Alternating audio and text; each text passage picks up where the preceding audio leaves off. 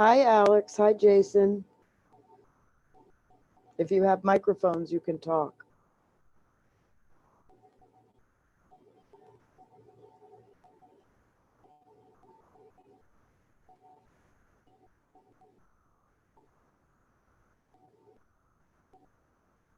Can you hear me?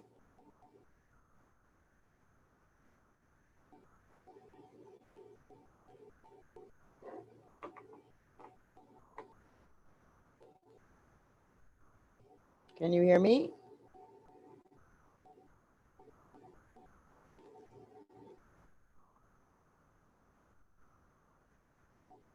Oh, you can hear me. Okay, good.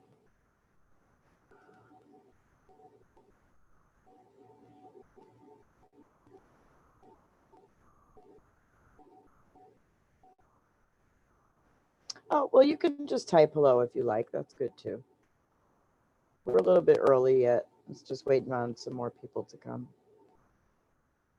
It's like 12 of 7.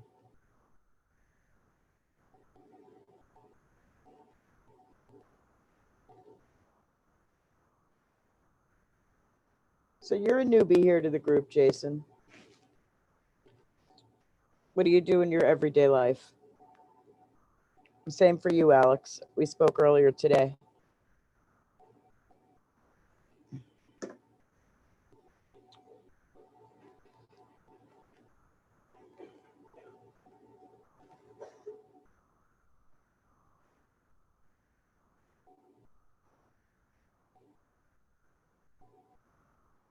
Ah, you're a mortgage broker.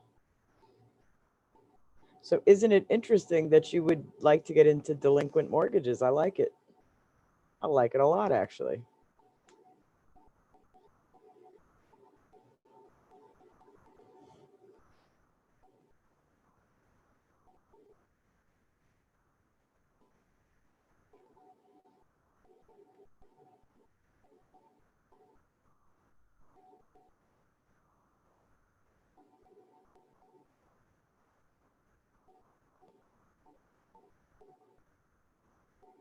And Alex, what do you do in your everyday world?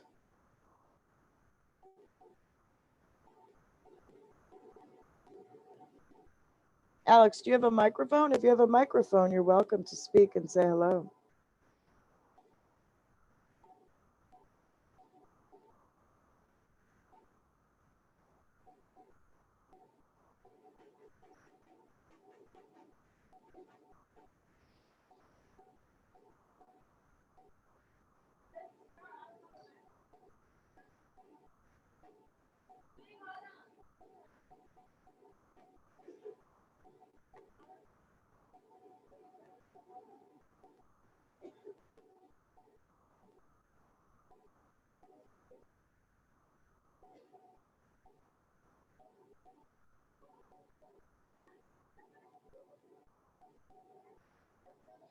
You know, it's so funny. My ex-boyfriend actually said something ridiculously brilliant, which is interesting on its own.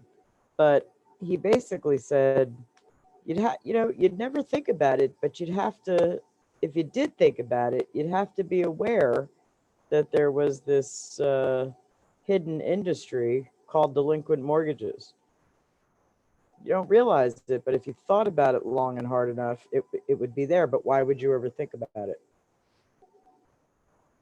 So it is a little hidden niche market.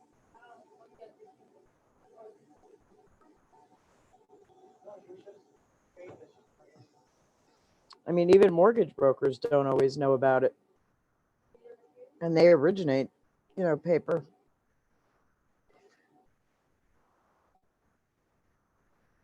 Oh, excuse me.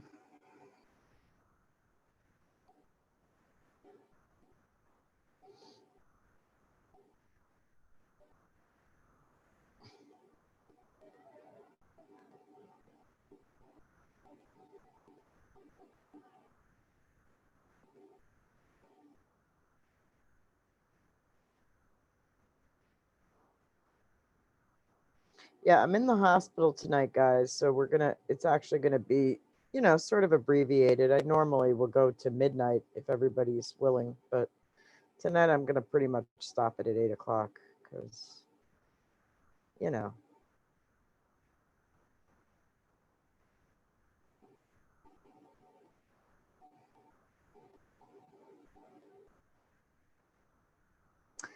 so Jason writes, I knew very little about note investing. I thought investing in notes was buying paper and getting a yield, nothing more. So that's the thing. So that's exactly what it is. The you just laid it out in a nutshell, except that within that you have delinquent and performing. If you buy performing paper, you literally have to do nothing and collect the yield. That's it. If you buy non-performing paper, the delinquent paper, you have to create the value. And that's where the beauty of all of this comes into play.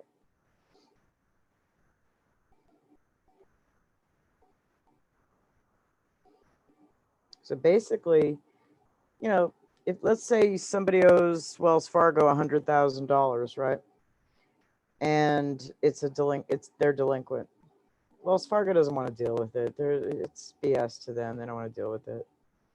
So they basically say, yeah, I'm just going to sell this, get it off my books. And they sell it to somebody like me for 25,000.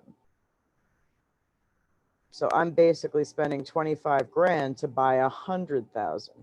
But when we look at it more closely, I'm spending $25,000 of real good green money to buy worthless paper.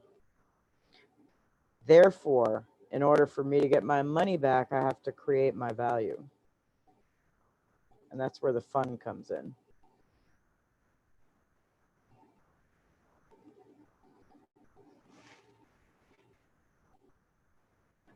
That's right. It is an LOL indeed. It is a lot of fun, I must tell you.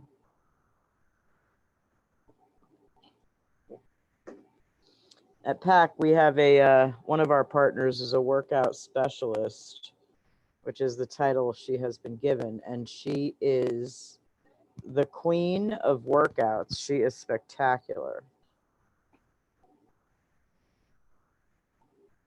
And interestingly enough, what makes her spectacular is the fact that she is super, super sweet without being a pushover, if that makes any sense at all.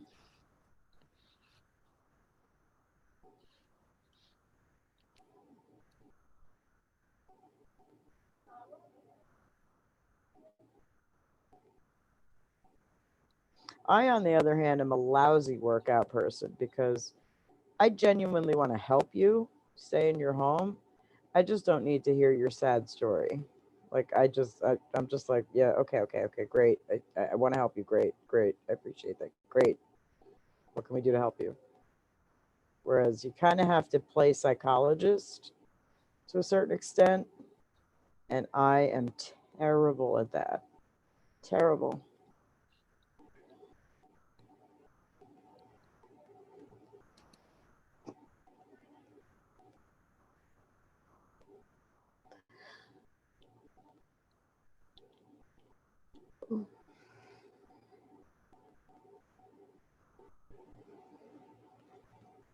Where are my people?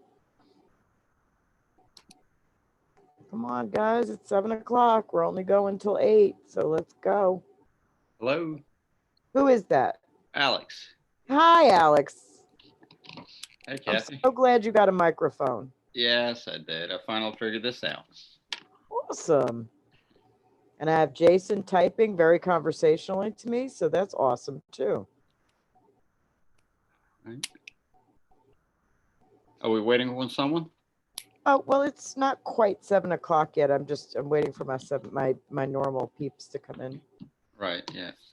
I see. So what's the exact topic of today's webinar?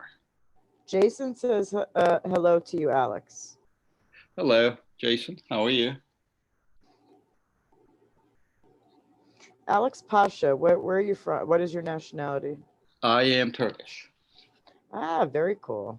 Very cool. Very good. I have a funny story about Turkey, actually. What is it? Go ahead. Right. It's not really my story. It's my mother's story. Right after Iraq invaded Kuwait, my mother and her husband had previously planned a trip to Turkey. Wow. Okay. and then Iraq invaded Kuwait, and they were like, "Screw it, we're gonna go anyway." So they did. Looking for some adventure? Well, they were actually going across the Turkish desert in a Jeep that they had rented with like army Jeeps on the other side, like coming at them. It was just so funny. So in 1990s, I guess, back then. How about 20 years ago? Yeah, indeed. Right. Literally right after Iraq invaded Kuwait, it was just hysterical. Have you been to Turkey yourself? No, I would actually really like to go. I find the fact that it's a democracy in the Middle East interesting. Right. I find some of the architecture interesting. I'm an architecture girl. Nice. I find some of the furnishings to be just exquisite. Right. So I actually really would. Turkish coffee, like all the things I love, you know.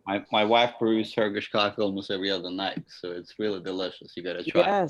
Yes, indeed. And actually, I find that fine ground Turkish coffee very calming. I like taking it to work and sniff on it. Smell it. That piece of tranquility. Yes, indeed. Yeah, it's really. And I used to consult on Wall Street, and right after lunch, this coffee truck would show up about halfway up Wall Street, and I was at 72 Wall, and this was like halfway up the street, and it was like an $8 cup of coffee, right? With the Wow. fancy whatever, with the caramel and the whipped cream and all of that. Right. And then literally right outside my door at 72 Wall was a guy brewing Turkish coffee for $1 a cup. Uh-huh. And I was like, I have literally zero interest in that $8 coffee, but I got mad interest in this $1 a cup coffee. So the only Sounds thing like a that's good different is, deal. yeah, exactly. The only thing that's different though is I don't like sugar in it, which Oh, well, Turkish, yeah, you can take it with sugar. You can take it simple. You can add, but Turkish people, they don't really drink with milk or any dairy products in it. It's just either I don't either. I like it black. Right. Either But strong, but like mild, full medium. black, no sugar, no cream, Right. no nothing. I want full high octane. You see, real quick, I am by nationality Turkish, but I am not from Turkey, so to say. I am actually from former Soviet Union, so Well, that's where I'm getting the pasha from. That's kind of what I thought. Right, and there were like 15 republics before 1991 it collapsed, right? And the country that I was from, it's called Azerbaijan, and 90% of population of that country are Turkic group of people. So we have similar language. It's just slight difference is in pronunciation, or words are the same, culture is the same. But I've been to Turkey a few times. I really loved it myself. My uncle lived there for about 15 years. I came here actually from Russia, so I am a former Russian national.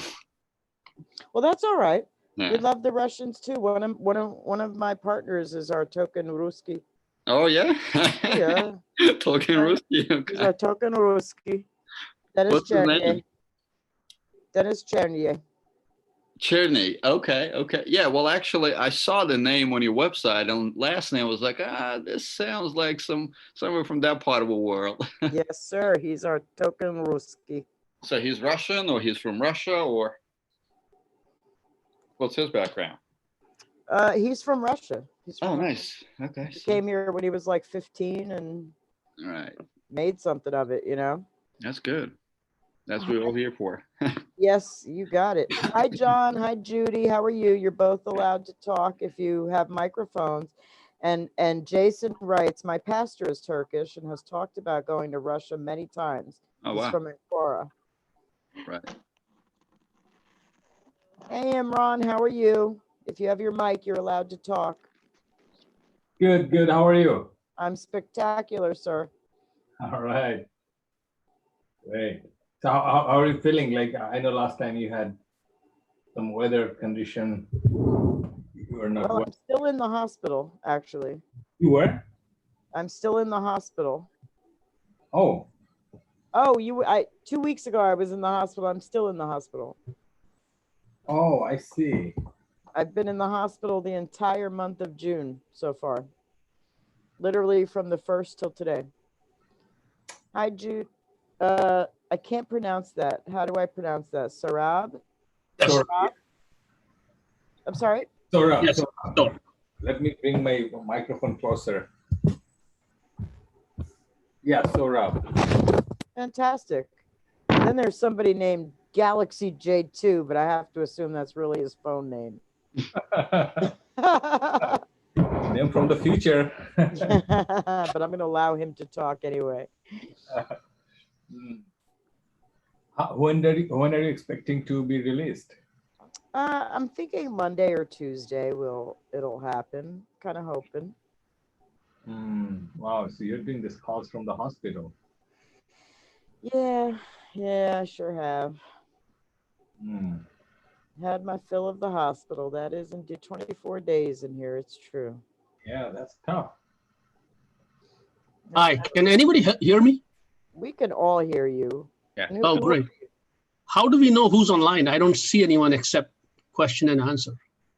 Well, you're not supposed to see who's on. I see who's online. Oh, got it. Sorry, I'm new at this. But who are you? What is your name? My name is Saurabh. Saurabh. Okay, so I didn't have it too badly. My pronunciation wasn't too bad. Not at all. Sorry, I just trying to set up. I'm not No, sure. that's okay. You're perfectly fine. We haven't gotten started yet. We've been waiting for a few more people to arrive. So back to Russia for a minute. My mother actually wrote a book about a woman, an American who was taken hostage in Russia. When did it happen? Oh gosh, 1950. I don't remember the exact year. Let's say 1920. Her name was Marguerite Harrison. She was a very blue blood figure, sort of Jackie O-like, except she was like pre-Jackie O, an actual blue blood. She was a writer versus a photographer. And she, in fact, was actually a spy for the US government. But she's one of the few people in the entire history of the United States that the Americans traded goods and cash for her return because she was close to American royalty. Wow. So it's an interesting story. So my mother actually lived over in Russia for about a year, actually, writing her book, and then started speaking on Russian cruise lines. Also, I was getting a little extra. I just thought that was hysterical. She was getting free trips on Russian cruises to do speaking about Marguerite Harrison, which nobody cared about, but I just thought it was very funny.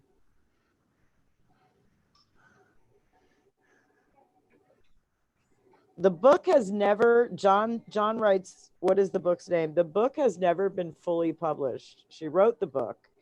It's never been fully published because there's a lot of, because Marguerite Harrison was a writer, getting everybody to sign off on, you know, the articles that are referenced and the all of the things, the books that are referenced, all of the things that are referenced really just became so overwhelming. I think they just kind of fizzled it out. I got to be honest. So I don't think it's actually published. So I cannot tell you the name. But she did do a History Channel piece on Marguerite Harrison. So maybe there's something there.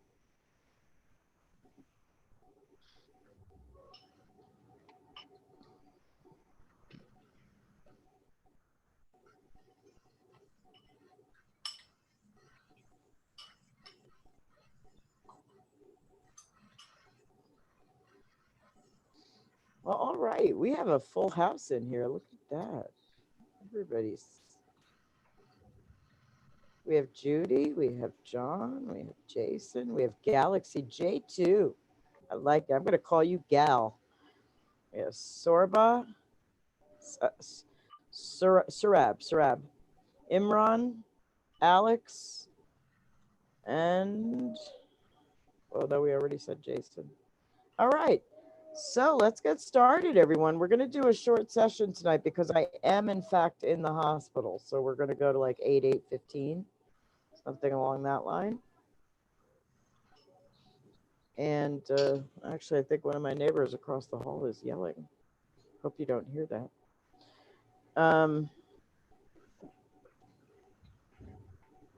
So who's got a question? Let's get right to it. I do, Kathy. Okay, well, go ahead. I wanted to know from your perspective, what are you seeing in terms of the pricing of this non-performing junior lanes?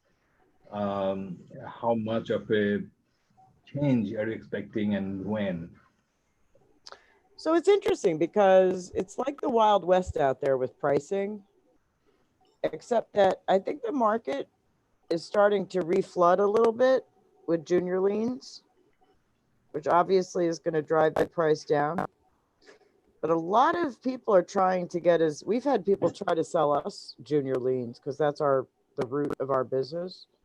Try to sell us junior liens at like 50 or 60 cents. And we're like, yeah, no thanks. No thanks.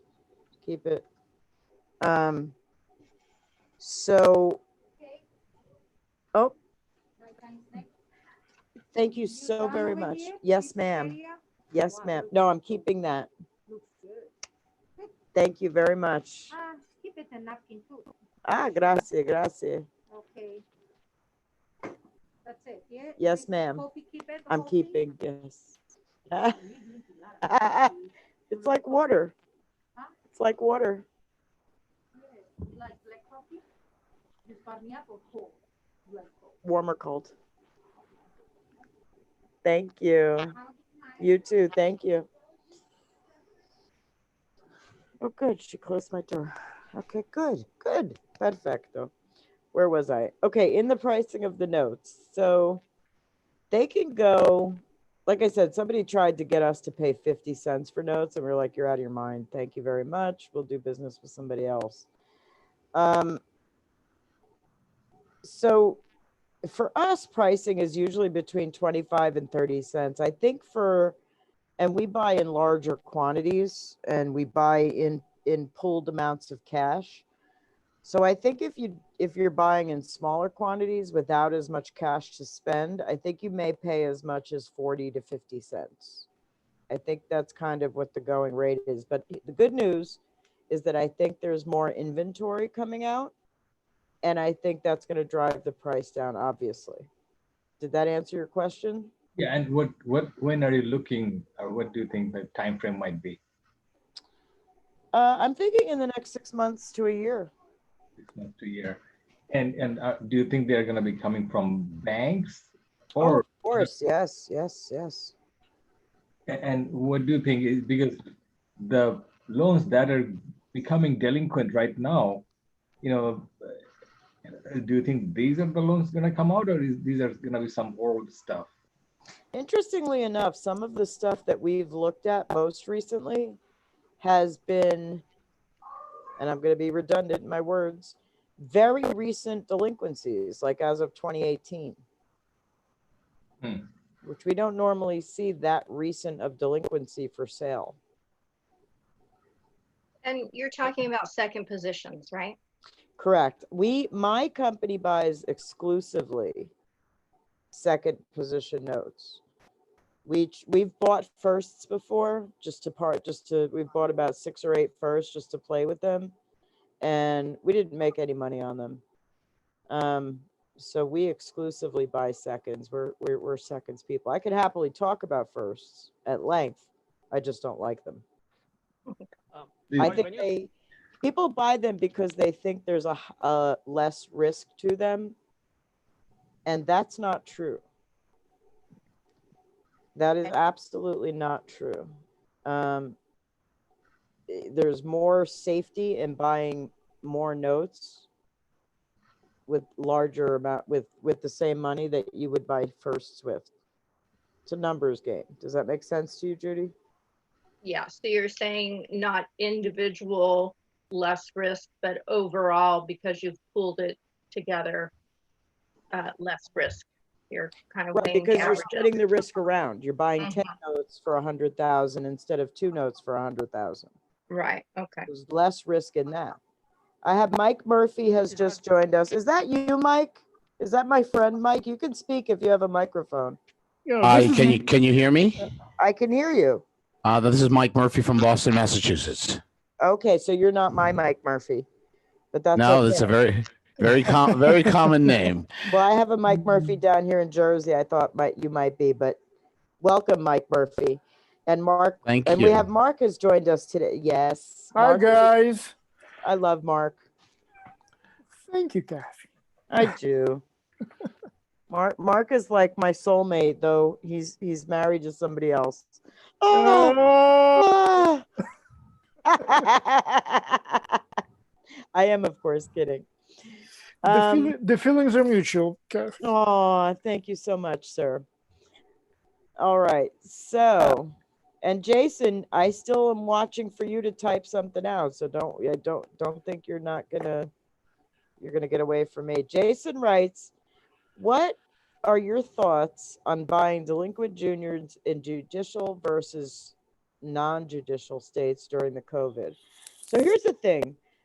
So judicial or non-judicial, all foreclosures are like kind of stopped right now on sabbatical until August. Even if you're thinking about buying them in a state that's looking to open up, you're still sort of, everything's still on sabbatical until August. So if you buy now, you still can't really do anything until August. Is that the end of the world? No. Could take you a month to get everything you need in order anyway, you know, and then to send out your letters, and then to wait to hear back from your borrowers, and then decide that you want to foreclose. It could take 2 months for that. So it's not really the end of the world. So even though there's a moratorium on foreclosures until about August, I'm not so sure that would stop me from buying anything. Imran has to go. Talk to Imran. You just literally joined us, but you go. I understand.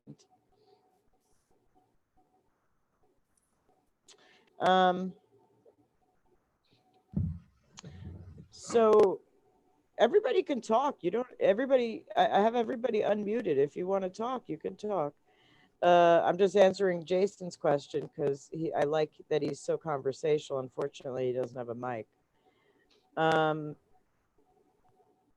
So did that make sense to you, Jason? Was that a good enough answer? So in short, I am not staying away from judicial states. I will still buy anywhere. Doesn't matter to me.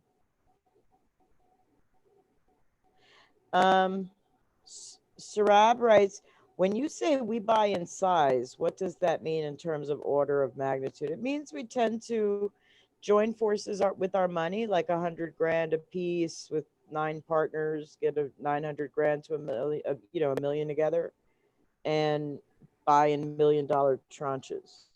So we can get like 30 or 40 notes and split them up between everybody. That's usually the best way to get favorable pricing, is to have more money.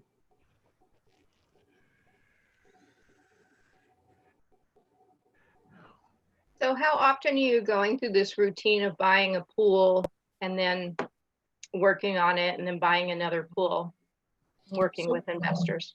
We do it with, well, we don't really have many investors, and most of our investors are family and friends. I think we have like 3 or 4. We do it, I'm going to say once a quarter. The group gets together and buys notes. But we also always then buy notes on the side. So we buy notes with the note group, like I'm going to say again, once a quarter, but we buy notes on the side at the same time. And you mentioned going through foreclosure. I mean, how do you go about doing this when you're in a second position? The same exact way you do it from a first position. Call, hire a lawyer, and foreclose.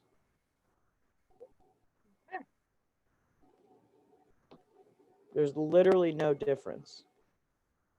You could foreclose from 4th position the exact same way. Now, would that be smart? Probably not, but you could. You could do it. So basically, you're looking that there's enough equity to cover both the first and the second. Correct. The only difference between a foreclosure from first and a foreclosure from second is, in most states, and I'm going to say this with the word most because it's always different state to state, county to county, city to city, is that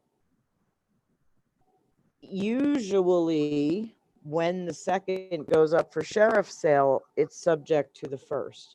Some states have a regulation that you have to have enough money to pay off the first right at that moment in order to get the deed. Some states have a stipulation that you can take over the payments on the first. Some states say, yeah, this first doesn't care as long as it continues to get paid. You see what I'm saying? That's what you have to look into. Okay. Hi, Cher. Let me let you talk, Cher. I can hear you now. If you talk, I can hear you. We moved it, and my wonderful boy is fixing it. I've lost your phone number. I wanted to call and see, most important, that you were feeling better. I am feeling better. I appreciate it. The thing that's keeping me in the hospital right now is a wound vacuum. Oh, wow. Yeah, which requires constant like surgical dressing and stuff. So Gosh, so you're still in the hospital? yes, ma'am. Oh my gosh, I'm so sorry. Been in the hospital the whole month of June, Wow, which is my birthday month. I'm sorry. Well, happy birthday. Well, thank you. So Uh, Sarab writes, I mean, at what dollar value can you get something at 25 cents to the dollar face value? So that will come with a couple of different things at this moment, Sarab. And that will be, how much cash do you have to play with? Do you have 5 million or do you have 5,000? Right? That's the first thing. And secondly, do people know you? Can they trust you? Have you funded transactions before?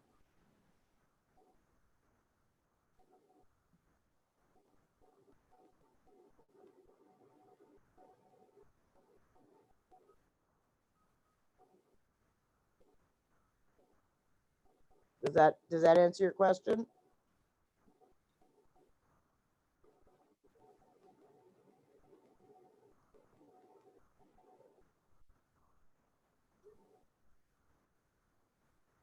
Anybody else have a question? Keep them coming. yeah, I would love to go into detail on this, but not wanted to make it public since it's public on YouTube. I would happy to share with the group, but I have a question on, I have come across for the first time after 3 years, 3 liens available to me, second liens. And it's very hard, as you know, to get small ones, not real expensive ones, unless you have a big tranche like you talked about a couple minutes ago. But similar to what you said last time, which is what you said, which was to tell a bank that you just want to get your toes wet, or just try it out.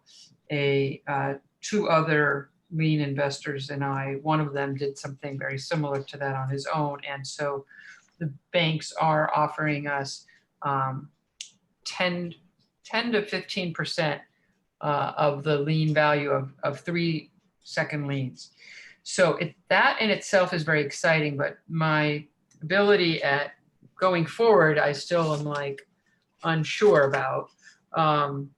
And that is, and I assume that in the due diligence is you would find out if the first lien wouldn't extinguish you. In other words, if they've already started the process. And my question is, when would I have to pony up as far as pay for the liens? You do the due diligence thoroughly before, and then you're asked to pay for them from the bank?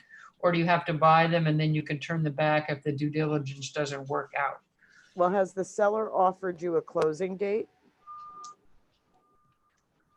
I don't know what that means. It's he's offered 3 you a banks. sale. It's 3 banks for 3 liens. I'm sorry. He's offered you a sale. Has he said to you he wants to close by X date? No. Oh, a selling date. No. Not a selling, like a closing date. I want this transaction closed. No, I know the amount of the first lien. I know the amount of what these condominiums sell for, and I know what the amount of the second lien is. Yeah, you're still in due diligence. I'm talking about the seller. Has the seller advised you of a date that he wants to close this sale on? No, but I'm one of 3 people, and it's possible the guy who is the first person from the bank, I guess call him a note broker, he may have that information and just not told me. Okay, when they gave you the information about the notice, did they give you both the address and the seller and the borrower name? The borrower name, I could probably get that this evening from the guy, but no, and I could look it up. The address, yes, and the apartment numbers, yes. Okay, so here's what you need to start your due diligence. You need the address of the property, you need the borrower's name, and you need the borrower's social security number.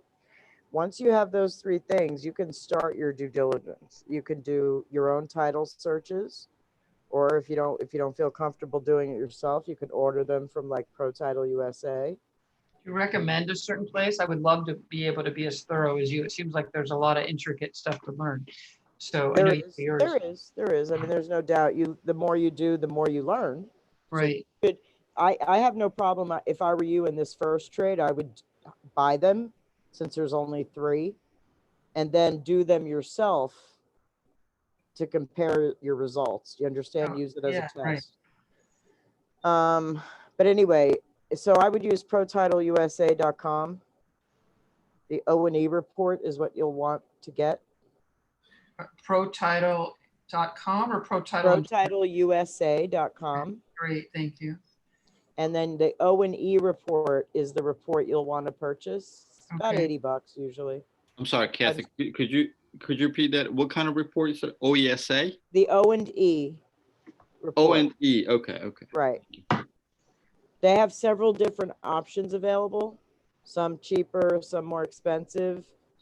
The O&E report is the one you're going to want. Okay. What does O&E stand for? I don't know. I think it's owners and error. I don't know. Owners and something. I don't know. You'd think I would know, but I don't know. I just call it the O&E report. I know it's not errors and emissions, because that would be E&O. But right? yeah, it's O&E and I don't know. Owner and something. Okay. Something. But so that's fine if you do that, right? So that's going to be your title search. That's going to tell you how many, if it is in fact a second lien, if it's actually valid. It's going to verify ownership of the property is actually the borrower that was disclosed to you, and that it's not already sold to somebody else. The next thing you're going to want to do is go into, and I'm not going to go over all of this here in detail, Cher, I'm I sorry. understand. I totally But respect that. The next thing you're going to do is look on Pacer to see if there's any bankruptcies. The next thing you're going to do is, and that's pacer.gov for anybody who's interested. And then you're going to check, I don't know, do you have access to a skip tracer? I don't know what that is. Skip trace. Remember we were talking about that? That's like the TLO service, the, oh gosh, what are some of the, you pay $25 to get a full report on somebody, like a background check on somebody. Okay. I know a private eye. I don't know if they can. No, that's too much. Well, I mean, these are online type things. You pulls down Okay. possible email addresses, phone numbers, Right. Additional addresses, that kind of thing. So Excuse me, Kathy. Yes. This pacer.gov, because of the extension.gov, does this require some kind of clearance that you have to pass in order for them to provide with a report? Or Absolutely not. No. Literally anybody on the face of the planet can go to pacer.gov. Basically, all pacer.gov is every single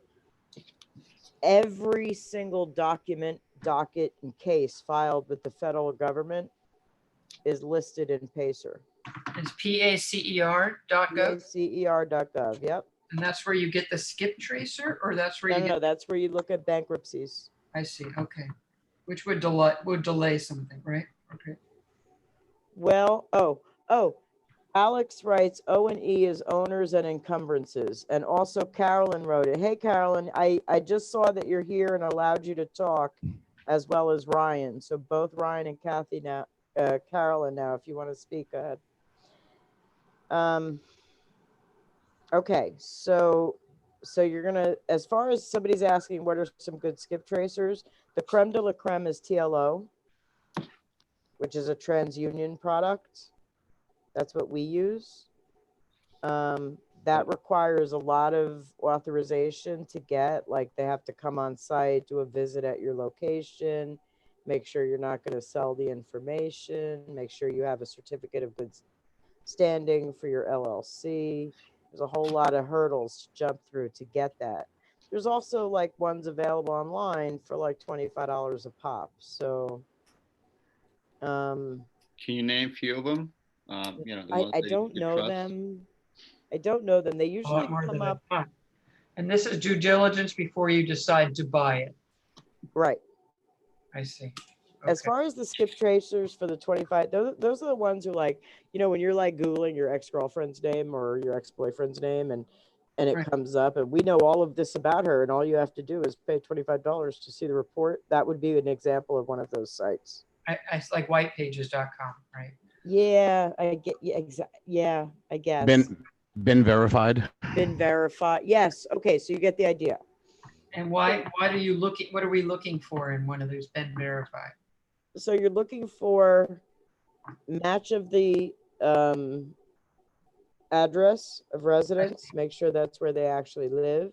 And then future, if you end up buying this note, you now have potential contact information, email addresses, phone numbers, etc., to reach out to them for. Okay. All right. So Kathy, then, what do you do if you're missing social security number? well, if you don't have a social security number, that's a really big problem. Seller should have no issue giving you a social security number. Oh, okay. Also, a seller, just here, then we get to the next step of due diligence. This might answer some questions coming up. Okay. The seller should have no problem giving you a credit report either. Right? Because you're also going to need a credit report to determine whether you can buy this note. What does a credit report tell us? A couple of different things. It also is a third verification of address. Oh, you guys, I'm about to get my blood my blood pressure taken and my thermometer and stuff. Amazing to do this at that time. Is the right? Oscar. is the seller the mortgagee or the mortgagor? Okay, so in the terms mortgagee, mortgagor, let's say you go and take a mortgage from the bank. Hi, hon. Let's say you take a mortgage from the bank.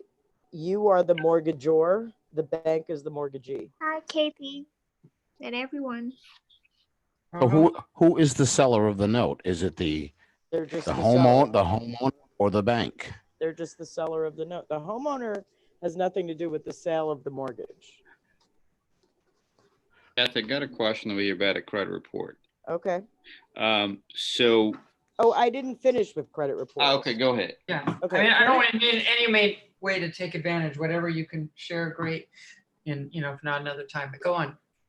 So credit reports, in addition to obviously telling you their credit worthiness of whether they can actually pay you or not, is you can, and I don't go by credit score. Credit score is irrelevant to me because they could be working real hard to get their credit back up and the score just doesn't reflect that yet. So I don't ever look at FICO. Hang on, I got a temperature. Sorry. Okay.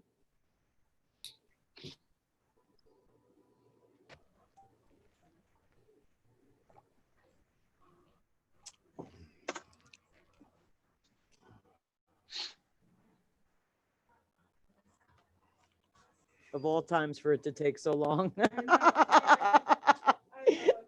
That's all right. So, oh, good. My blood oxygenation is 96. Excellent. So again, I do not look at FICO score because somebody could be working really, really hard to up their score and doing the right thing, and the score just hasn't caught up yet. So that's the last thing I look at. What do I look at credit report for? I look at any new credit cards that might be opened, any new car purchases that might have taken place recently. It will also tell you their most recent employment, as well as a third verification of address as residence, as primary residence. So in these cases are investment properties. I don't know if that matters, but. Yeah, for your case, you're not going to find that. But for the most part, when you buy second positions, you're really looking for like emotional equity. Oh, you're fine. Oh, my blood pressure is great. Emotional equity within the home, within the homeowner. Thank you so much, Dominique. Okay. Thank you. When you say emotional equity in the home, you mean like how long they've lived there, or? Well, you're looking for that emotional equity and that they want to work out with you, that they're looking to pay you because they want to stay in the home. Right. Basically, if they've been there for 5 years, they're more probably leaning towards working with you rather than someone who's been there for less than a year, let's say. And if it's their primary residence versus an investment property. People are very quick to let investment properties go. Really? Usually. They're not, in this case, it's people Maybe who. not you, This Cher, but a broker- lot Yeah, of this people- broker wants to, for this middleman, let's say, who wants to work with me, I've known for years, by the way, not a complete stranger, but wants to foreclose on them. They don't, these people have abandoned them, and that's, wants to. Yeah, either- and that's fine. That's fine. I mean, So- I don't mind foreclosing on abandoned properties ever. Right. If there's somebody living in the property, I always want to work out. I don't Yeah, want to kick I people out. understand. you know? I agree with you. That's why I like you. Yeah. But but yeah, these are investment properties, and, abandoned. Oh, my nurses are here. They're going to talk about me right now. Miss Drew and Miss Christine are here. I'm on a webinar right now. Do you mind if I keep talking? You guys talk amongst yourselves. Thank you so much. So is that it for the credit report? Or did we want to move on to a different topic? Probably last question about credit report. Okay. Now, when the seller provides with a credit report, how old is the report usually? Is it a month old, 5 month old? No. So if it's more than 3 months old, I would request a new one. And they would pull that on per our request, basically, per buyer's Oh request. yeah, I mean, they can pull them. And would that be soft pull or hard pull? Oh, it depends. I do soft pulls. Some people do hard pulls. No, like the bank. Let's say bank provides us with the. Again, it depends. It depends. Right. Some banks can only do hard pulls. Some banks can do soft pulls. But if it goes as a hard pull, and if they, get that ding on their credit, and the borrower gets back with the bank saying, "Why did you pull my credit?" Because I was thinking about selling your loan. Okay. I just want to be prepared, basically. Now, Because where your loan sucks and I want to sell it. right? Where would you get those soft reports? Like what providers would you use, or what credit? So we use Credco? Credco. Uh-huh. Yeah, Credco, which is, I believe, an Experian product. But you can get all three. It can lasso all three together. Sorry, what was the name? I'm so sorry, I had a child. Credco, Credco. Credco, okay. Correct. And you can get all three. You can pull reports for both the husband and the wife at the same time. There's a lot of different things you could do with Credco. And what's the cost for it? Do you know? Is there any cost? So the most expensive credit report you can pull would be husband and wife, all three bureaus, right? Uh-huh. That's $30. Oh, okay. So it's literally like $5 per. So Right. one person, one bureau, $5. One Mhm. person, two bureaus, $10. One person. So you basically can simply open up an account on Credco. Is that like Credco.com, or what is it? Or through Well, some it's more than extra- opening up an account. Again, this is very, very, very, Sensitive. yeah, very serious information that they're messing with here.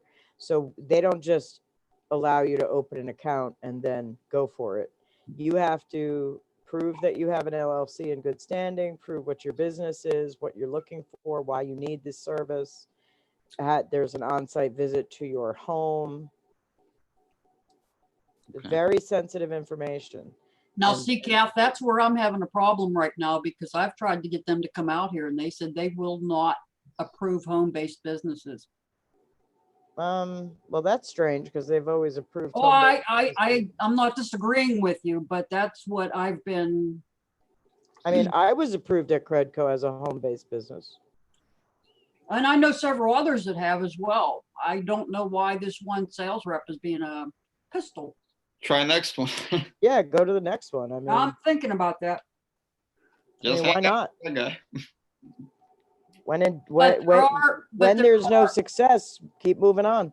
But there are recommendations for like locked offices, locked file cabinets, da, da, da, da. I mean, They're not recommendations, requirements, yes, right? So there are requirements, and the requirements are you have to have a door that locks from the outside, from the hallway in. In other words, if you're having a party one night people can't randomly walk into this room and pick up people's credit reports and start reading them, right? So you Correct. have to be able to lock from the hallway. You have to have a cross-cut shredder. You have to have a locking filing cabinet. There's a lot of different things that are must-haves in order to get this. You know, again, it's not like you just go to Credco and sign up. There's a lot involved here. You have to be a real company with a real purpose. And prove it with an on-site visit.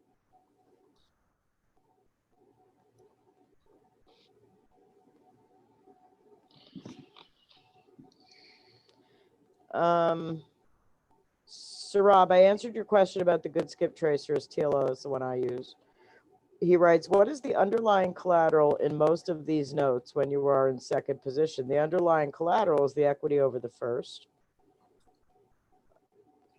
So if the house is worth 300,000 and the first is 200,000, that leaves 100,000 equity that covers me. Judy writes, don't we need the seller's permission to run their credit report? You mean the homeowner's permission? The answer is no. Kathy, question about the LTV. Let's say when you running some comps, right? And you trying to make a decision whether to purchase either the pool or individual, asset. What is the LTV that you're looking at? Is it 60%, 80%? I mean, obviously you're not going to buy something that's either underwater or, breaks even. So for you to hit. So instead of loan to value, which only implies that you're using the first number, the first position value, we do combined CLTV, combined loan to value. So we take the first and the second and add those together. And then we do the loan to value. And what we're looking for, our sweet spot is 90 to 110. 90 to 110 meaning? Percent? Yes. Why would you go over 100? Wouldn't that leave you in a position underwater if you were to foreclose on that and try to recoup your funds back out of it? So we talked about this a lot last time, but here's the reason. Okay.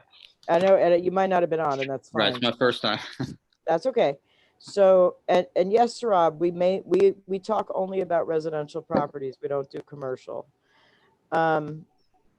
So back to this question. The reason I have no problem going to 110 is, let's say, because I will buy seconds that are $250,000. If I'm buying that on a CLTV of 110 and I'm paying 50,000 for it, do I really care if I get the whole 250? Right. That's why I don't mind it being 110. I'm not sure what that, excuse my math, the 90 to 110 applies to what specifically, please? Loan to value. It's called loan to value. So let's say you have a house that's worth $300,000 and the two loans combined equal 300,000. That would be a loan to value of 100%. Okay. Because it's 300 to 300. The lower the number, the under 100 it is, the more equity there is. The higher above 100, the less equity there is. And if it is, let's say over 100, or let's say 105 and 10, what's the percentage, or like cents on a dollar? How much do you pay on that? Let's say if you said you buy up to 250,000 on a second lien, and so would you go with 15% on it? I mean, 15 cents on a dollar, 20 cents, 30 cents. What is it that you're looking to? Well, there's no doubt you're exactly on the right track. There is no doubt that the CLTV affects the price.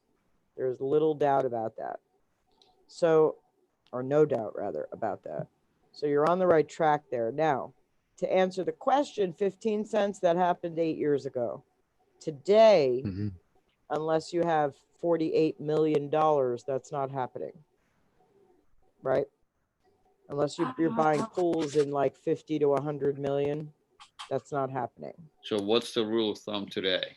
So today, on a CLTV of like 90 to 110, you'd be paying like 30 to 33%.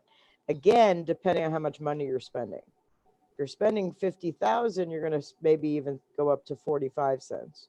If you're spending 500,000, it's going to be more favorable. You understand? Mhm. People want to sell more quicker.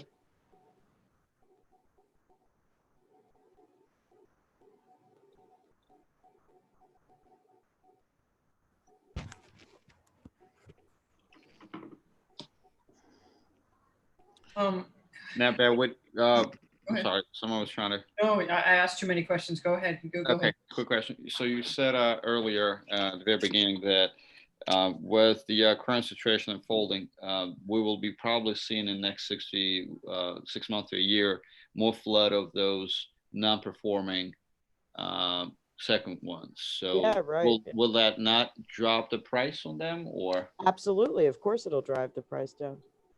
Absolutely. Right now, the seconds are in high demand. That's why people are getting what they can for them, going as high as they can. What's in demand, you said? Seconds are in demand. Okay. And people are trying to, there's price gouging going on, essentially. Like I told you, people have looked at us. If I can People say have looked one at of us the, and very seriously said to us, we want 50 cents for these notes. And we're like, yeah, thanks, you keep those notes. well, if I can ask, in one of these 3 liens that I'm offered to be in a group with, I said 2 others. Yes, ma'am. That there's already a judgment on the second lien, which would, in my opinion, make that a lot safer, right? Because we just have to then, I know there's a lot of working parts. I'm trying to put it all together, and I unfortunately lost my notes in this attempted move, so I'll find them from you in many years. But then we just have to go forward with the auction if we have the judgment, because the second lien already has been granted the judgment by the court. So that would be a lot safer than in the other 2 cases where I, at this point, don't know if the first have started the foreclosure process, and then we could be exterminated. And even though there is equity, it's not enough with COVID to make me feel comfortable that it can't shrink. So what's the easiest way to get rid of a judgment? I'm sorry? What's the easiest way to get rid of a judgment? Sell it to a company that does collections. File bankruptcy. Buy bankruptcy? File. Oh yeah. Oh yeah. Oh, from them. Yes, that just delays. Yes, of Does it course. not though? My ex, has had those experiences. I mean, isn't that where that just delays it 4 or 5 months? Yeah, Where they I have mean, to- it literally is the best way to get rid of a judgment is to file bankruptcy. Right. So, you're kind of asking and answering your own question, right? With the safety of one that already has been turned into a judgment. Well, I know that they can, that's always a risk, but does that not just delay it 4 or 5 months? Or could they, Bankruptcy? yes. No, you've turned it into a judgment. It's now a judgment, it's no longer a mortgage. It's a judgment. Right, but I'm saying that in these 3 cases, in one of them, there's already a judgment. The bank went that far. I'm answering, I'm talking about the judgment. Right. So the mortgage, I mean, you still have it's a complicated thing. You still have a judgment that's backed by mortgage. Right. But you can get rid of both of those things with the same bankruptcy is kind of what I'm saying. Okay. So the borrower can get it rid doesn't of make that. it any safer, in other words. It's additional paper, it's nice to have, doesn't really make it any safer. You get where I'm going? No, I don't. You mean the borrower could, once you go to Absolutely. the auction, the borrower can file from bankruptcy, which they do. I have Absolutely. seen The borrower has plays here too. Remember that. Everybody Right. always remember that. So the borrower has files plays for here, too. bankruptcy, which, is there any other reason that other than delaying it? It seems like it couldn't be wiped out only because they have the collateral. They have to then put all their assets together, and one of those would be, I'm not a bankruptcy attorney, but that apartment. So would it not just delay it? In other words, it's a risk in timing, but not in ultimately being able to auction the property?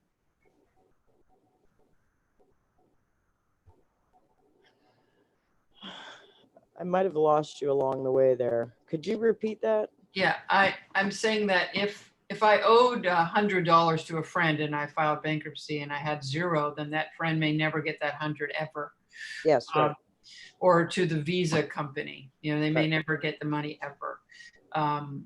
However, in a property, if they file bankruptcy, their next step, of course, is the courts require them to list all of their assets, you know, as part of their bankruptcy Uh-huh. job. Does that not just delay the note owner, the person that has the judgment, from obtaining the property or being able to put it up for auction by you know, maybe 4, 5, 6 months? Like it's a Yes, delay, there's but it's not the end. Yes, so bankruptcy is a delay tactic. That's why I was saying before, never forget that the borrower has plays they can make as well. Right. And one of the plays they make, we one time had a sale in many plays in Queens. Right. And literally that morning we drove up to Queens. We don't normally attend sales, but it was local to us and we figured, hey, why not check it out? And so we went up and literally, and we were on the docket, next on the docket, and all of a sudden a bankruptcy shows up. Wow. Just So like darn. that. So that can happen at any time, right? Right. So bankruptcy is a stall tactic. Right. One of many. However, but it doesn't kill it. It just delays it. Right. That's not it. This is why there's a lot of nuance to this. Right. There's a 7 and there's a 13. A 7 cannot get rid of mortgages. A 13 can. A 7 can get rid of judgments and unsecured debt. So there's a lot of nuance to it. You have to be very careful. So I'm saying, don't assume it's safer just because you have a judgment on it. It's not. And this is making me nervous to even buy it. Like, so a 7. No, if you have equity coverage, you're good. If you have equity coverage, you're good. Doesn't matter. If you have equity coverage, you can't get stripped out in a bankruptcy. All right. So you always recommend that, I assume? Oh, you have to have equity coverage when you buy notes. Otherwise, you're buying bad paper, and it is going to remain bad paper. Okay. So in number 7, you can't get rid out of a mortgage, but you can get rid out of a judgment? Yes, absolutely. Anything unsecured. But And a 13, you can actually get out of a mortgage if you can show that your house does not have the value to cover a second mortgage. Wow, that's so fascinating. Yeah, there's a lot of nuance to it. It's not like a simple yes or no. There's a lot of nuance to it. But if you had equity coverage, you'd be covered in both of those cases? Right, and you but don't just have delayed. to be covered 100% as a second. You only have to be covered like $1, but you have to be able to show that $1. If you can't show that $1 of equity, you are screwed. You are screwed. You be stripped, girl. Yeah, no, I want to I'm scared. Yeah. No, that's all right. I mean, there's other ways. So hang on. Sarab has a question. I'm going to hire a consultant named CJ. Yeah, you could. We do due diligence for people. It's a little pricey because we're pretty extensive, but we don't mind doing it. Oh my God, fantastic. Sarab has a question. It says, Okay. I get that most of the underlying is residential properties. Typically, first loan is 70% loan to value. Second lien is maybe 30% more, such that the CLTV is, say, around 100%, 300,000 combined loan, of which 210,000 goes to the first lien, 390 obviously left for the second. Won't you lose money if the house drops by 20% value or if it sells at a discount in foreclosure? You are absolutely correct, Sarab. You are 180% correct. And the way I counteract that is when I first do my math, when we're first looking at a tape, part of my math is what I call the foreclosure price instead of the fair market value. And what I do is I take the fair market value and I multiply it by 0.7. And that gives me what I think the foreclosure price is going to be. And I do my equity off the foreclosure price. Does that answer your question? Yes, thank you. Excellent. Beth, I have a question. Please. So how long do you keep them? Like, what's your business model in terms of second mortgages? Meaning, do you keep them performing, let's say, for a year, 2 and 3, and then you flip it, or you keep it as long as sometimes the time matures? So, what's your exit strategy? How long do you bear them with you? So we are, by definition, buy and holders. Anything we buy, we intend to keep. Okay. The only exception to that is if we buy a particularly large pool and we don't have the resource to work them all out, we'll sell some of those off. Okay. But we, by definition, are buy and holders. So you're basically trying to revolve cash. Exactly. We like to get that monthly payment. We don't do a lot of flipping of notes. We don't flip performers. I mean, we will if the yield is right. Like if we're going to make enough money, we'll do it. And the person gets a proper yield, we'll do it. But if not, we're pretty much buy and holders. What we do often, especially now during this time of COVID, as example, we sent out to all of our borrowers a letter saying, hey, now's the time to refinance. Mortgage rates have never been lower. Now's the time. And then we'll look for full payouts. You mean refinance their first or refinance their second? Refinance the first and the second together. Okay. But are you holding the second? So they're going to refinance with you, or they're going to get their money from the bank and pay you out? They're going to refinance the first with enough money to pay me out. Okay.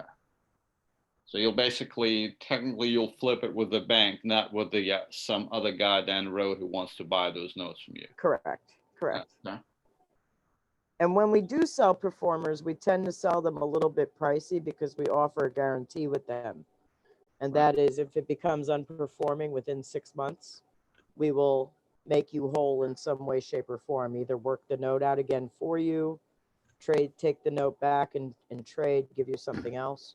So we tend to, when we do sell reperformers, they tend to be a little bit more expensive. Okay. And you would probably do it when, the borrower decides to refinance. That's when they get enough money from the bank, correct? Yeah, I wouldn't sell that as a reperformer. I would keep that and take the full payoff. Okay, good. Why don't you buy commercial non-performing notes? Yeah, I just don't have a lot of interest in commercials. A lot of businesses go under every day. And I just don't like it. I just don't like it. My business is to keep people in their homes. That's my happy place. Would you consider, let's say, a portfolio of 126 units, of which 18 are commercial and the rest are apartments? That's still commercial, huh? Well, it's still commercial because it's apartments, indeed. I mean, we'll look at any deal. If a deal is a good deal, I'm not gonna say we would turn it down.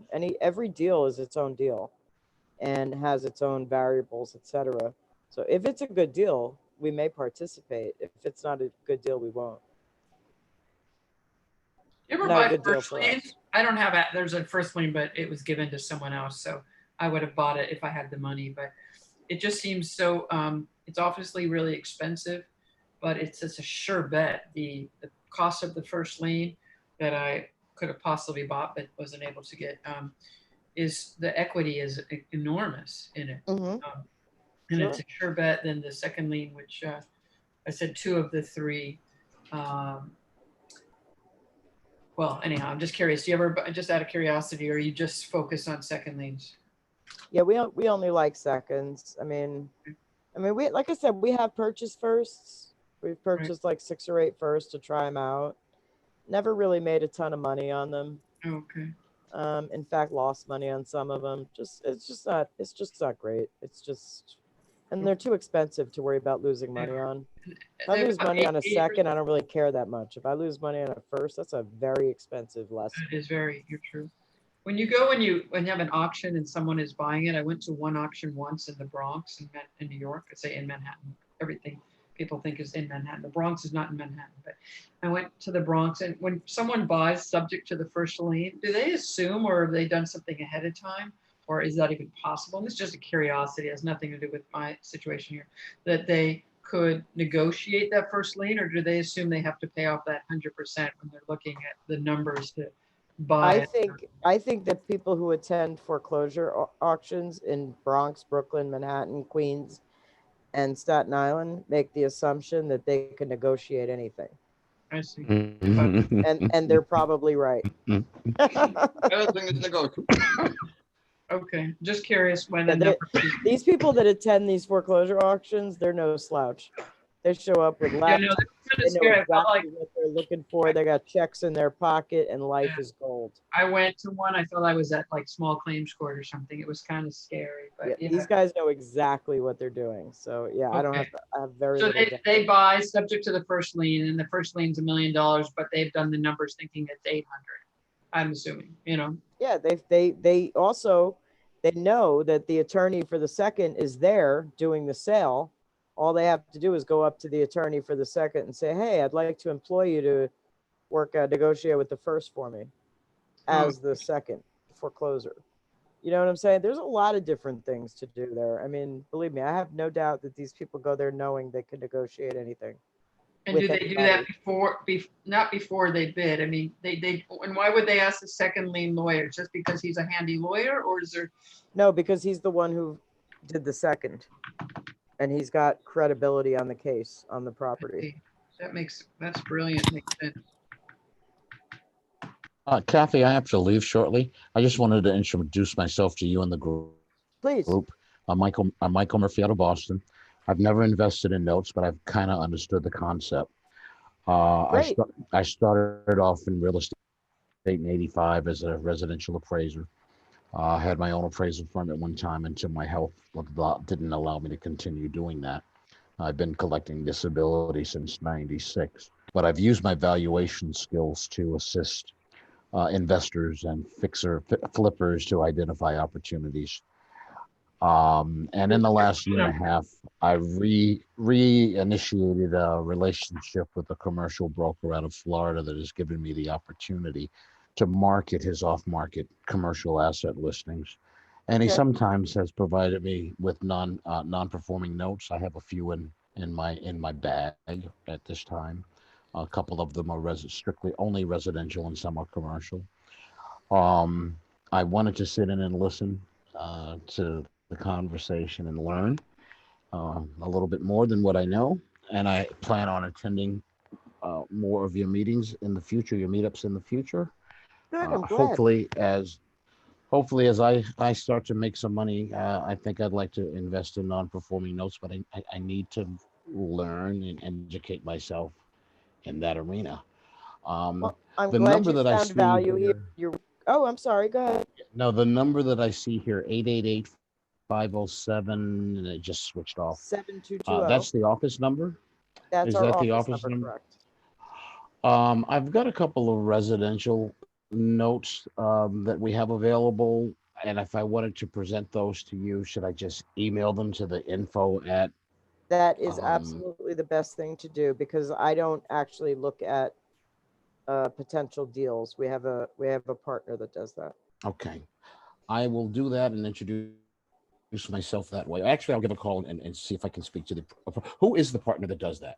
No, you're better off with the email. We don't really, the phone number is there because we have to have it. We don't really go by it. Okay. You are better off with the email. Just email it, and if there's any interest, you'll get back to me. Absolutely. Absolutely. Okay. Are you wanting to share your email with any of us, Michael? Just as a Yes, my email address is mmurphy111@gmail.com. I heard the M Murphy and then a 1. 111@gmail.com. Okay, Murphy is like it's normally spelled. Mm-hmm. Correct. Fantastic. Okay, I'm Sherry. Okay, good. Okay, Sherry. It's nice hearing and You too. learning from each and all, and y'all have a good night. You too. Well, Alrighty, you too. bye-bye. Thank you very much. Yep. Kathy, if I may, I know you're probably running towards the end of this meeting. Probably last question for me before I leave as well. I talked to you on the phone a little earlier in the afternoon today. And like I mentioned, yeah, I basically just started this. I just registered the this LLC a day or two ago. Now, for someone who's trying to start, and I'm not trying to start her like full time yet because I have full time job. So I was just trying to look at a little sidekick, little get my toes wet and explore this as it comes. So when it comes to budgeting yourself, like if how much is, I shouldn't say enough, but how much is enough to be comfortable with as for a starter? Is it 5,000, 10,000, 20, 50? Like where would you recommend when you guys, for example, started? What did you start with? So we started with, so here's what I would suggest. I would suggest smaller UPB notes, 10, 12, 15,000, something along that line. And you must have enough to buy at least two. Okay. Never buy just one. Okay. Always buy two. Because the one may turn out to be a loser and the second one may turn out to be the best note of your life. Right. Right. So you need to have that capability to have differences. Right. And one note won't allow that. So you always have to buy at least two and smaller UPB. So do the math on that. So if it's going to be 35 cents and you're going to get two $10,000 notes, you need 7,000. You know what I'm saying? Right. Something along that line. Gotcha. So let me go to some of these handwritten questions for a moment here. I hate to miss those. So Sarab writes, if the notes are non-performing, i.e. in distress, where does the cash flow come from? The cash flow comes from the value you create by getting them to perform.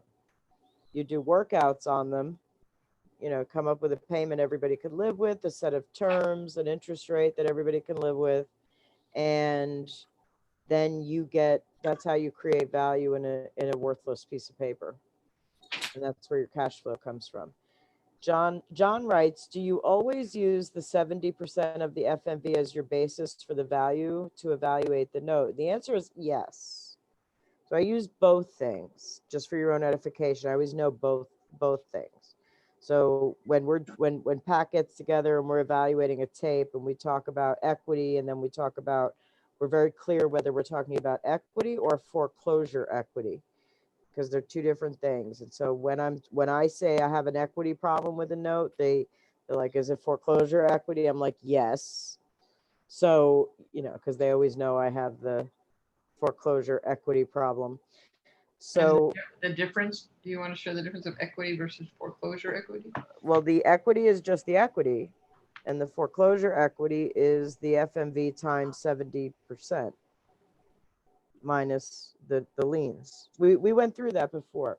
I know I lost I lost her bit notes. Okay. No, that's okay. That's all right. Kathy, So what does FNV stand for? FMV is fair market value of a house. FMV. Okay, gotcha. I thought it was M like Nancy, but it's M like Mary. Okay. Yes, I'm sorry if I wasn't saying that clearly enough. That's fine, thank you. So it's so Sherry, here's how it works. Let's say you have a house that's 300,000. Yeah, I love actual numbers. Go ahead. Liens 1 and 2 total 250,000. That would be full coverage equity, right? I'm trying to wonder why. Why is that? Because the house is worth 300,000. Okay, that's right. So if you had to pay off the first and the second is 250,000. Right. That leaves 50,000 to the borrower to go off to Florida for a vacation. Okay. Okay, so that's full coverage equity right there. Okay. What would make that not full coverage equity? Here's what would make that not full coverage equity. If I were to foreclose on that property and it were to sell, let's say I'm in first position and I foreclose, I'm never going to get 300,000 for that house. Foreclosures are supposed to be bargains. So I'm going to get maybe 210,000, which is 70% of 300,000. Right. So at 210,000, how much equity is there? Oh, I remember this. We did it before and I don't know, but Yep, we did. It's negative 40,000. Because you still got 250,000 in loans. So that's the difference between foreclosure equity and equity. Equity makes it look like a good deal because you got 50 grand extra. Foreclosure equity tells you it ain't such a great deal because you're negative 40 in equity. You see what I'm saying? We'll need more time on that. I'm confused. I don't want to keep you from the others.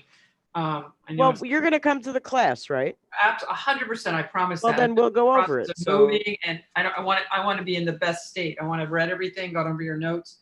I've Yeah. been moved. Well, we'll and go over not that. come Don't in worry. While I'm like multitasking with movers and all. So I want to be, I want to be really set on. I may have to jump before I go to the class and hire you for, something like you just discussed, because I have these 3 in front of me that will go away if I don't say okay to the next person online. So yeah.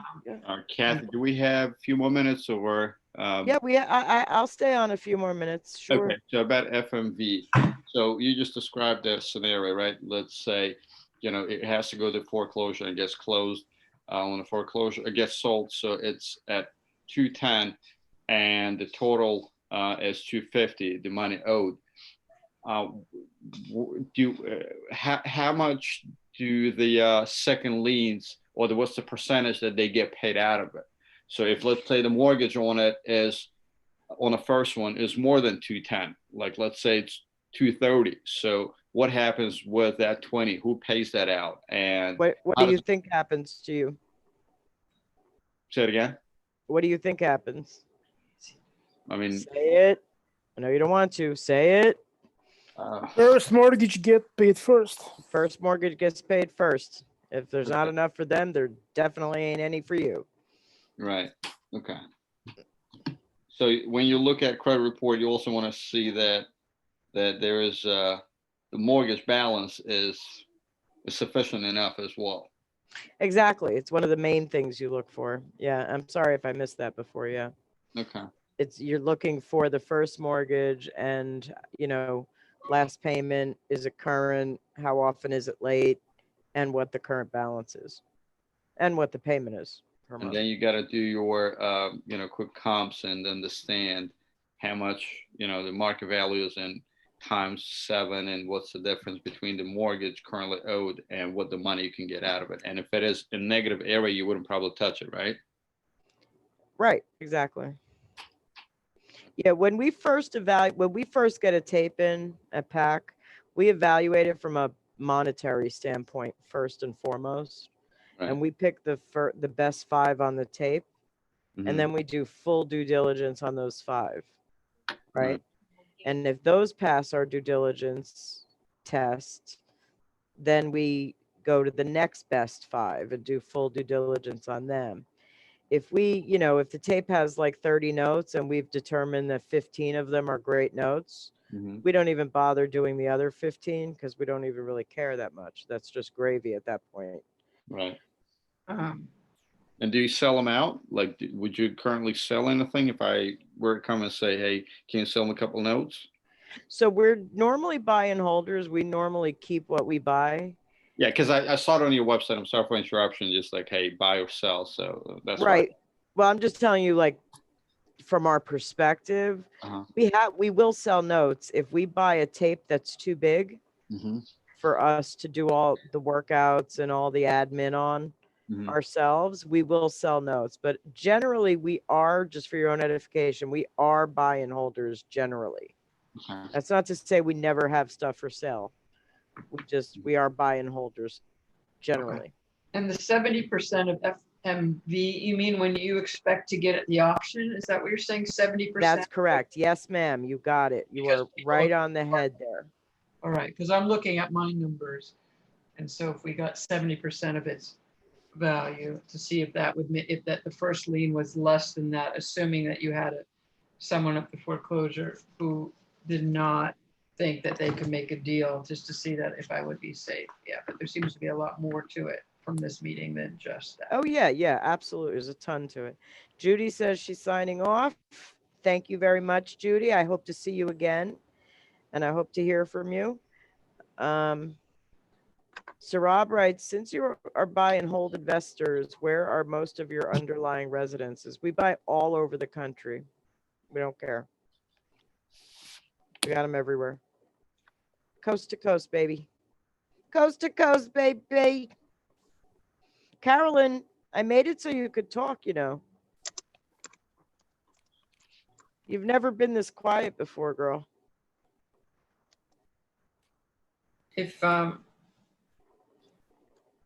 asked if a second goes and does subject to the first, yeah, okay, never mind. So it's different city, state, county. It's New York Very City. different, right?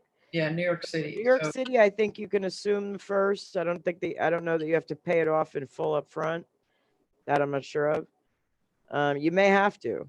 You mean in order for the second to foreclose? I'm you talking have about to pay off- foreclosing from second, right? If you have a judgment, you're foreclosing from second, you may have to pay off the first, you're saying? Whoever buys the note may have to pay off the first. Oh, I see. They can't just take it subject to the lien. Mm-hmm. And Hi, Katie. Hi, Han. How are you? I'm good. Are you okay now? You still in hospital? I'm or still at in the home? hospital, my lady. Yes. Oh, okay. That's But you okay. feel better? I feel better. I'm in some pain here. I'm not gonna lie. I got a wound vacuum doing negative pressure on my wound. So it's not pleasant. Mm. I hope you will recover soon. Oh, thank you. Just sort of waiting for the wound really to heal. They went in the same, I had 3 clots. They went in the same hole 3 times, for lack of a better word, 3 times. And so it's quite big and quite deep at this point. Mm. Yeah, I have a follow-up questions regarding ma'am. you talk about like 70% of FMV, right? FMV when it's in foreclosure auction, right? Yes. So how come you come up with 70%? Or 70% is just like a national average. Some areas like New York City, it could be 110%. Believe it or not, houses can go at foreclosure sale for even more than they're valued at. Mhm. But a Wow. national average People is, don't know. is about 70%.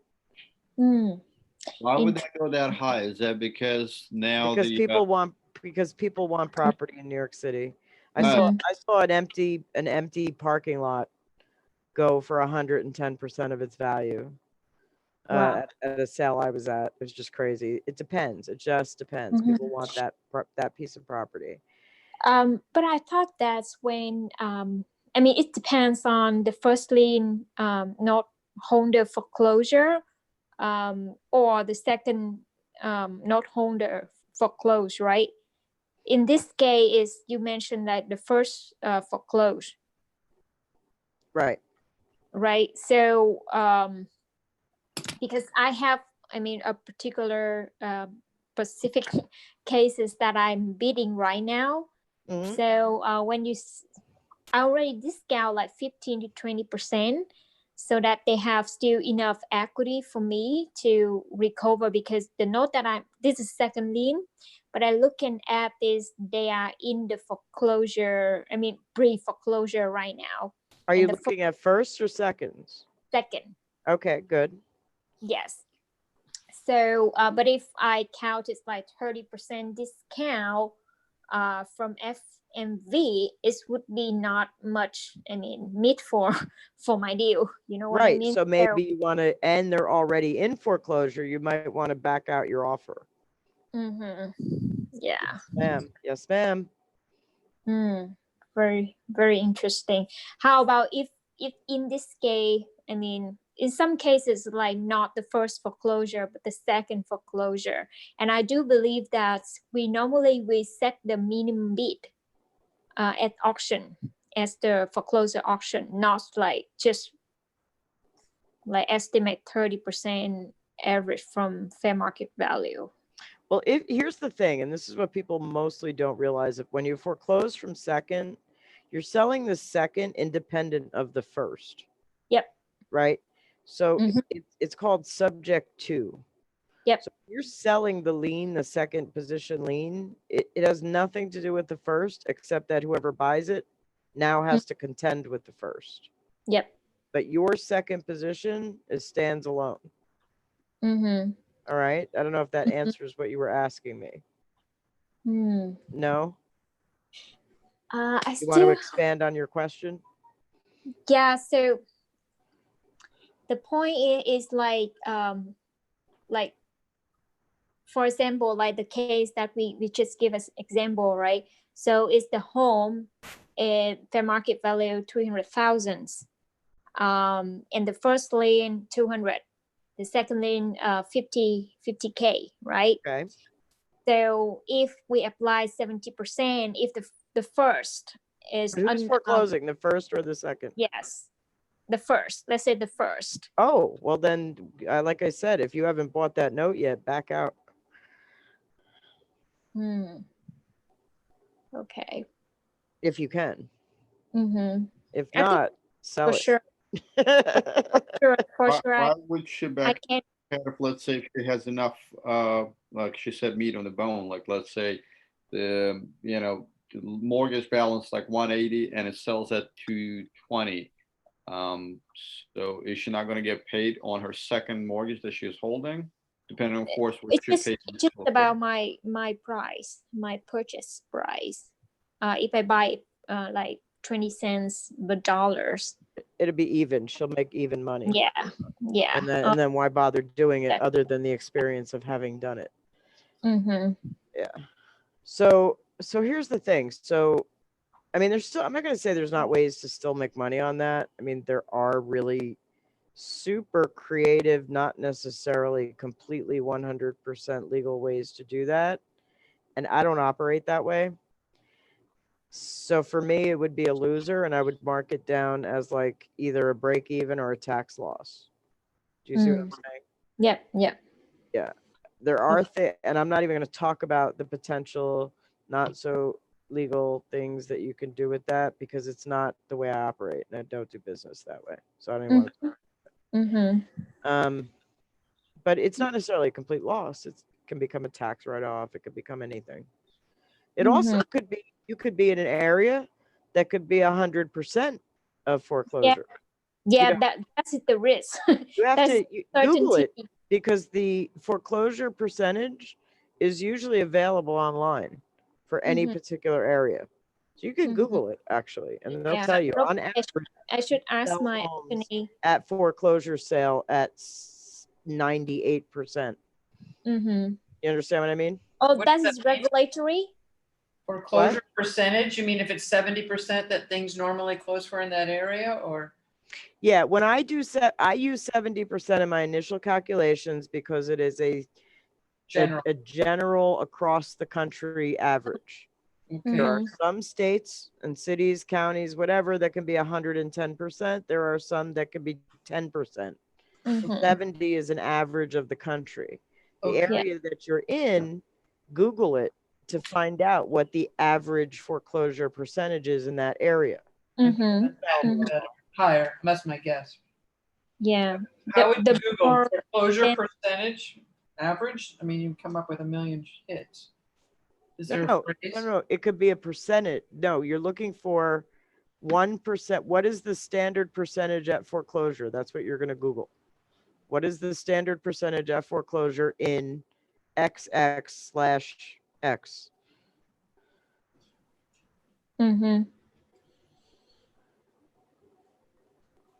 So that's what you're going to Google to find out. City. So in Chicago, Illinois, you would say, what is the standard percentage in Cook County?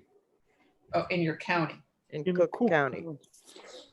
Cook County. Cook County. Kathy, I have a question.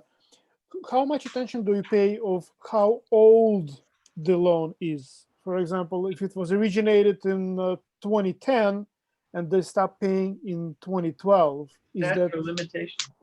Oh, that happens all the time. So statute of limitations is like a rolling, this always comes up every single webinar. So statute of limitations generally falls in line with the state's contract law statute. Mhm. So if the state has a 4-year contract law statute, then it's 4 years. If it has a 6-year contract law statute, it's 6 years. If it has 10, it's 10. If it has 3, it has 3. You understand? 5, 5. So they generally fall in line with each other. And really, it's a rolling period. So let's say they stopped paying in 2012, and you're in a state with a 5-year contract Right. statute, right? Uh-huh.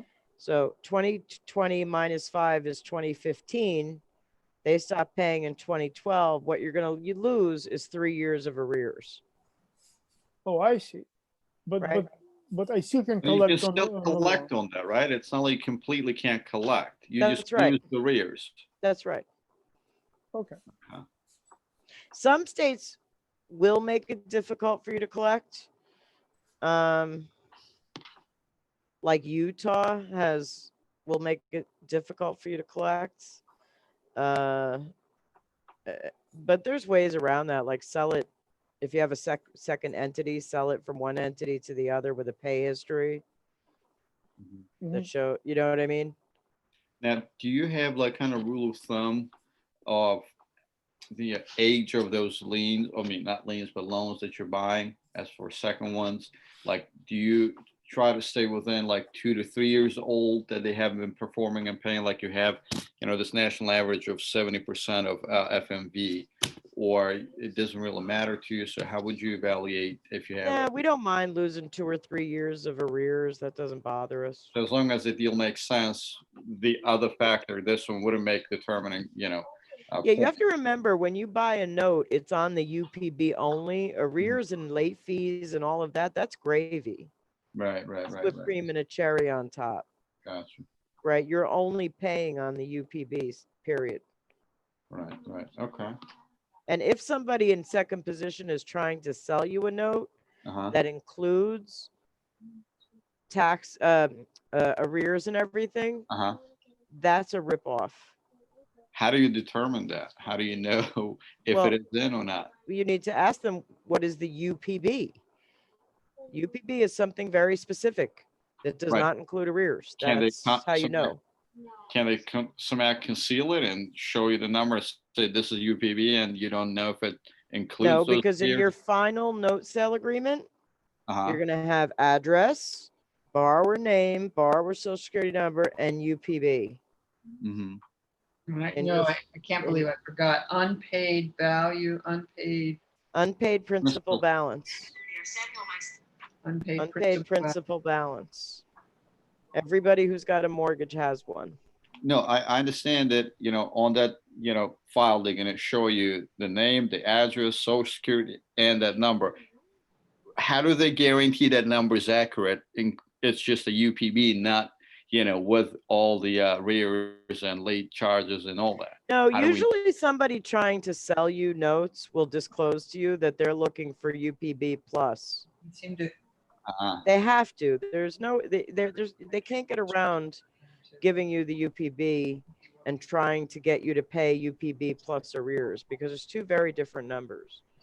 So they're going to have to disclose to you that they want payment they want to be paid on the arrears as well. They're going to have to disclose that to you. I just don't see any way around it. But do you buy those type of deals now? If a seller is trying to get me to pay on arrears, the answer is 100% you're a crook. You are 100% a crook. I'm not buying your notes. So big reputable bank or hedge fund, they wouldn't try to sell you? Absolutely not. Gotcha. If somebody's trying to collect arrears or get paid on arrears from you, the buyer of the note, they are a ripoff and a crook. That is 185% true statement right there. Gotcha. Now, I remember one of those videos I watched when you were talking how you guys initiated this business started. You were, I think, attending a seminar as well, and you came up to someone who sold you those two deals, or two notes. Yep. 2 notes. Yeah, it slipped off my tongue. So was that a person, a note broker? Was that a bank rep? Was it a hedge fund? Was it someone who was running No, a company like yours? it was the guy giving, the seminar. And he was like us, a distressed note buyer Right. Okay. who looked to work them out and either hold them or keep or sell them. Yeah. Okay. And so, like, we just walked up to him and said, "Hey, we'd like to buy a couple of notes." We bought 2 notes for like, I can never remember if it was 9,100 or 9,400. Gotcha. Those 2 notes had a combined UPB of like 58,000. I always say 60 because it's a round number, but about 58,000. So do the math on that. How much notes cost back then? You said And we paid a 9,100? premium. Huh? You said they costed you 9,100. 91, 94. I can never remember. 58,000, but then that you bought the second lease, right? Yeah, and we paid a premium for them. They were expensive. And then you had to 16%. Wow. Okay. And they were expensive. And you consider that expensive? We considered that expensive, yes. pay 20% of the No, unpaid not- balance. And you expected to get 70% of that and had to pay off subject to the first lien. These were second liens? These were second liens, yep. So you checked it, you knew to check out what the first lien was to make sure they could be paid off and We didn't know jack at the time. We had been to 2 seminars and a third one that we walked up and bought the 2 notes after. Okay. So we didn't know jack. So in that case, if we can use your real example, when you looked at a UPB of 58, hadn't been paid off, the equity in the It was house, 2 notes. One was, notes. they were both around 28,000. Oh, basically, Oh, that would be you got lucky 56. you didn't do Sorry. any legwork. Say that again? So you got lucky, right? You didn't really do much of work, legwork, trying to, We did no legwork. We did no due diligence. We did nothing. We walked up and bought 2 notes with $9,400. We Okay. literally knew nothing. We did no due diligence. We did nothing. We just walked up and bought 2 notes, and then we learned everything we know about this business from that point on. wow, you're sure knowledgeable and helpful. So you expect in a case like that with unpaid balance, you then would normally have done an appraisal or figured out from some brokers? Oh, I would never do an appraisal. Appraisals are way too much money. Well, I Appraisals know. are like You're $800. like me, but I mean what I mean by like a free one from a real estate agent. Oh, like a BPO? Yeah, so Yeah. best I whatever. wouldn't do that. I don't care. In second position, I don't care. Okay, so how do you know that the 70% of X, the fair market value of the house, to find the fair market value of the house, you would have to ask some brokers, right? Or do some of your own research. Yeah, what I do is I go to 17 different AVM websites and I pull down all the AVMs and come up with an average. AVM? Automated value. I forget what the M stands for. Model. Model. I'm in the hospital, man. Leave me alone. I You go to, Those websites, are they like those Trulia, Zillow, Realtor, or which? Julia, Zillow, Remax, Uh-huh. Chase, RealQuest, you name it. And then I take the average of all of them, and that gives me an FMV. to give you like a comp, I mean, of houses that are similar in size and so forth. Right. I look at Acris, things like that. But Well, Acres is great for New York. I see. Oh, okay, I didn't know it wasn't. New York Acres is strictly four boroughs of New York City. I didn't know that. Richmond Well, County is not even included in Acres. Island is part of New Jersey, we think. Yeah. Right. It's not even included. So it's four boroughs rather. Okay, so AVM, there's a way of finding all of them, all 17, or you just random, you just Yeah, I one by usually just start with a quick Google of the address, and usually most of what I'm looking for comes up. one? I see. It's easy. Usually- It's relatively easy. I don't like to say anything's easy since I'm a novice, but condos here in Manhattan, because you've got the comps within the building, you can see what they sold for within 3 months. Yeah, sure. Same size, Yeah. same shape. So then I multiply times 70% to expect that at the auction, make sure that the first lien can be paid off. and there's still any left over. Right. Simply But speaking. again, you need to know that 70% is the right number for New York City, Right. My for guess, Manhattan. my guess is it And- would be higher, but I could be wrong. And now in Right. COVID especially. For I guess example, in a New condo York, in the FIDI might be really high. I'm sorry. A condo in the FIDI might be really high. Yeah, that's what we're talking, actually. Good guess. So that's what I'm saying. So you need to know what that percentage is. Okay, that's still a guess. That's where you can get burned. If you don't get in it, well, the worst case scenario is when you have to have it yourself. Then you own the property. Let's say if no one, you have and if you want to own the property because you can put a high upset price, right? And then no one bids on it because it's over the so-called appraisal. Then you get the property and you're subject to the first lien.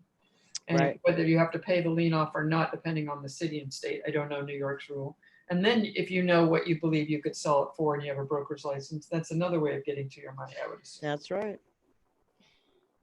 Having gone to Everything is negotiable. Kathy, you. Yeah. All right, boys and girls. I'm getting a little bit tired. I can understand that. Do you need anything in the hospital, please reach out. No, I appreciate it. Thank you so much. I am not so far I pretty much have everything I need and I Okay, sure meant appreciate to it. call you. Thank the other Kathy from us. Oh Taking yes, I care of certainly will. In fact, she's gonna be my caretaker when I get out of here. Oh, how nice of her. She sounds wonderful. She's a perfectly lovely, amazing person. Yeah, that's great. We all need that. Okay, thank you so much, as always. I will be in touch for services other than the class and while waiting to take the class. I just want to be in the best position, and right now I'm doing Right, I have 6 or 2 7 things. Yes, ma'am. Yes, ma'am. I have 2 But I questions. will, but I am interested in the other thing that you discussed in your class tonight. I'll email this address. Okay, terrific. Okay. so- Terrific. Not to worry. Thank you very much, Kathy. Really appreciate it. John, well, I have Thank 2 you. questions I'm going to answer right now. Okay. If anybody wants to stick Oh, around. always. No, I love sticking around. So the first question is, where are the previous meeting recordings stored on YouTube? The name of our channel is Paper Assets Capital. All you have to spell out all of it. No acronyms. Spell the whole thing out. And you can subscribe. It'd make me so happy if you subscribe. That makes me super happy. So yes, you will find all of the meeting recordings there, the ones that are published. And then Sarab writes, when is this class? Well, here's the interesting thing about the class, Sarab. I strongly recommend the class be taken with other people. I do a maximum of 5 at one time, but I do strongly suggest other people be involved because everybody asks different questions and you never know what benefit you'll get from somebody else asking a question. So as of right now, I don't have any particular date set up, but I pretty much do it on command. I'm like a little puppy. On command, I do. On command, I do. So if you have interest, you can email me at info@pacdesk.com and you know, we'll see if we can put a date together for you. Hopefully we get somebody else to join you. And we'll see.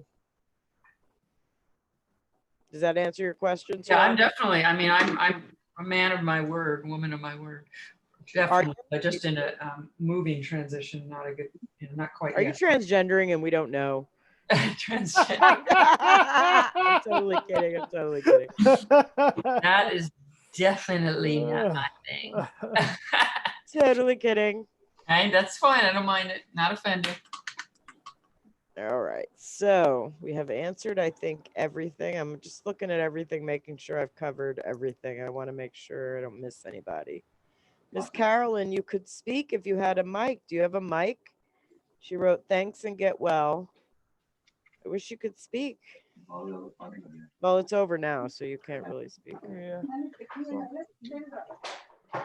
All right, boys and girls, I do appreciate, if I missed any questions, I'm terribly sorry, but I will see you again in 2 weeks and hopefully be out of the hospital by then. So Yes, yes. that'll Get be better good soon. too. All right. Thank you, everybody. I hope we had Thank some you, value Kathy. tonight. Thank you. Stay strong. Good night. Thank you very much. Good night. Good night.